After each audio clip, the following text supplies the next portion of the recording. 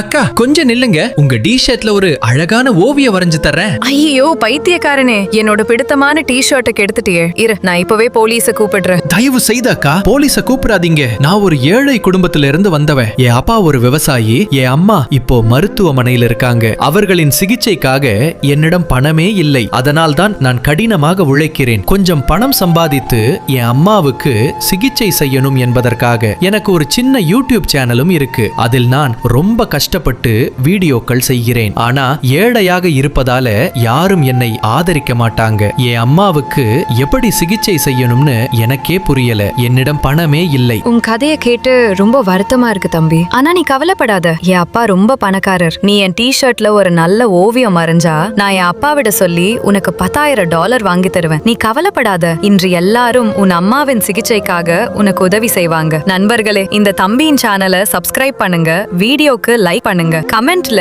ஒரு அழகான கமெண்ட் போடுங்க. இந்த உலகத்தில் ஏழை மக்களுக்கு உதவி செய்யும் நல்ல மனிதர்கள் எத்தனை பேர் இருக்காங்கன்னு பாப்போம். அட வாவ் தம்பி, நீ உண்மையாவே ரொம்ப அழகான ஓவியம் வரைஞ்சிருக்கே. நன்றி தம்பி.